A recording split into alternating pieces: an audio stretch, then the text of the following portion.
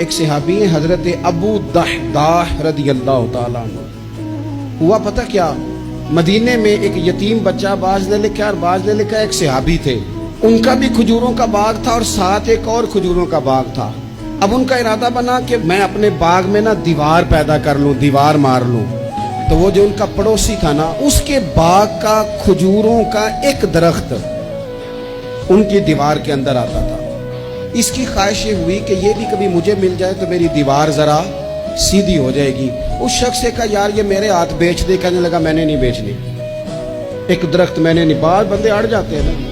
وہ صحابی یا وہ یتیم بچہ حضور کی بارگاہ میں حاضر ہوئے، کہا یا رسول اللہ صلی اللہ علیہ وسلم میری دیوار ٹیڑھی ہو جائے گی اور پھر میں پیسوں سے خریدنا چاہتا ہوں، آپ میری سفارش کر دیں کہ یہ ایک درخت مجھے دے دے تاکہ میں اپنی دیوار سیدھی کر لوں. اللہ کے محبوب صلی اللہ علیہ وسلم نے خود بلا کے اس شخص سے کہا کہ میاں یہ تم اس طرح کرو، یہ شخص کوئی قبضہ نہیں کرنا چاہ رہا، کوئی جبر نہیں کرنا چاہ رہا، اور ہم بھی جو تمہیں پوچھ رہے ہیں وہ بھی اس دائرے میں پوچھ رہے ہیں کہ اگر تم راضی ہو تو ہم یہ کام کریں گے. تم اس طرح کرو کہ تم اپنا ایک درخت اس کے ہاتھ بیچ دو تاکہ یہ اپنی دیوار سیدھی کر لے. اللہ اکبر.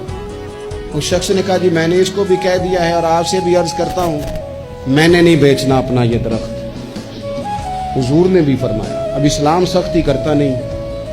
حضرت ابو دحداح نے جب یہ دیکھا نا کہ یہ حضور کو انکار کر رہا ہے اور حضور کی چاہت ہے ایک درخت کی، ابن حبان میں موجود ہے، دیگر کتب حدیث میں موجود ہے، حضرت ابو دحداح رضی اللہ تعالیٰ عنہ نے اس شخص کا بازو تھاما، سائیڈ پہ لے گئے، کہنے لگے اس کے ہاتھ نہیں بیچتا تو میرے ہاتھ بیچ دے. تمہیں پتا ہے میرے پاس ایک باغ ہے پورا؟ کا پتا ہے؟ کہا تمہیں یہ بھی پتا ہے میرے باغ میں 600 درخت ہے؟ تمہیں یہ بھی خبر ہے کہ اس باغ میں نے گھر بنایا ہوا ہے؟ تمہیں یہ بھی پتا ہے کہ میں نے اس میں بہترین کنویں سجائے ہیں؟ سارے شہر میں میرے باغ کی شہرت ہے. اس نے کہا تم کتنے پیسے لوگے باغ کے؟ کہنے لگا کوئی پیسہ نہیں لینا، تم میرا باغ رکھ لو اور ایک درخت دے دو جو مدینے والے رسول نے مانگا ہے.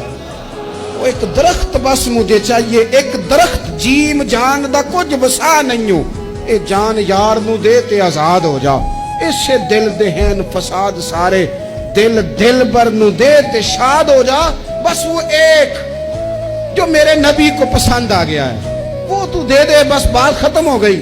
حضرت ابو دحداح آئے، کہنے لگے سونیا آپ کی چاہت تھی نا، ہم نے نہ کبھی قطرے پہ غور کیا اور نہ دریا دیکھا، بس جہاں تیری جھلک دیکھی وہیں ڈوب گئے اور سانو قید سجن دا گہنا ہے، او جنج رکھے ایسا اونج رہنا ہے.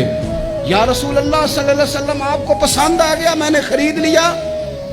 میرے محبوب نے نظر اٹھائی اور پھر کریم فرمانے لگے ابو دحداح میں دیکھ رہا ہوں تیرے لیے رب نے جنت میں بڑے درخت لٹکا دیے.